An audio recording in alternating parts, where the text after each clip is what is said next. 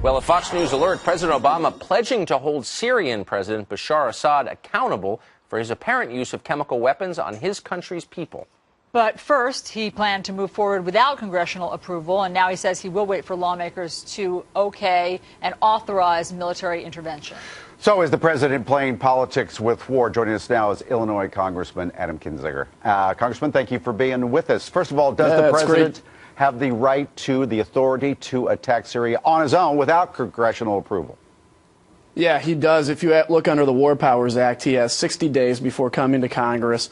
And if you actually look in history, you look at the attack in 1986 on Libya by President Reagan, you look at the invasion of Grenada, the invasion of Panama, various strikes on Iraq throughout the 1990s, the war in Kosovo, and you look at all these other attempts, President Bill Clinton firing missiles into Sudan and Afghanistan after the USS Cole.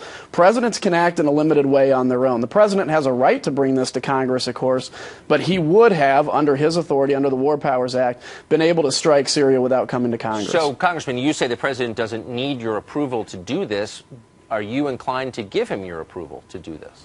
Yeah, I think I will. Look, I've been briefed on what's been going on. I think there's irrefutable proof that it was the regime that used chemical weapons. You just have to look at the pictures of hundreds of children dead on the street without any visible marks on them, but knowing that they're torn up on the inside, and thousands of others. We have to have a standard. And when the president put down a red line, whether you agree with it or not, America's credibility is at stake if we do not enforce that red line. And what you have to do is basically say that there is a cost greater to use chemical weapons than any benefit you can get. So I think it's incumbent on us as Americans to take a strong stand, to strike Assad and some of his assets and say, look, you're going to use chemical weapons, there's going to be a heavy toll to pay on this. And we've heard that same sentiment echoed by President Obama. And Congressman, you are a member of the Air National Guard. Do you think that there is a way to have a limited strike, to be able to launch Tomahawk missiles from our destroyers and to just hit the air assets or the chemical weapons stores?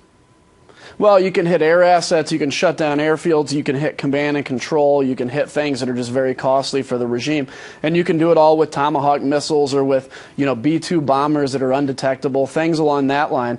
The reality is this isn't the first time the United States will have done anything like this. You look at the last 20 years, and there's countless examples of the American military on a 1 or 2 day strike. I mean, you look through the 90s in Iraq, being able to pull off this kind of an attack.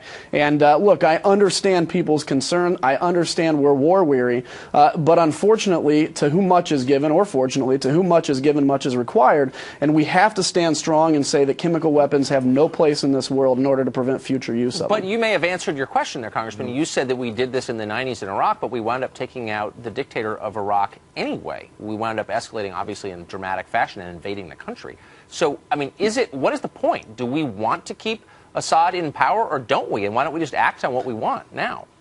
Well, look, I'll tell you, I don't want to keep Assad in power. This is a very bad man that has supported Iran, that is very anti-American, very anti-Israel. I'd love to see somebody else come to power, and that's where I think, frankly, the administration has been asleep at the switch when it comes to the last 2 years ago. They should have gotten involved and helped secular movements overthrow Assad and had a post-war plan or a post-overthrow plan.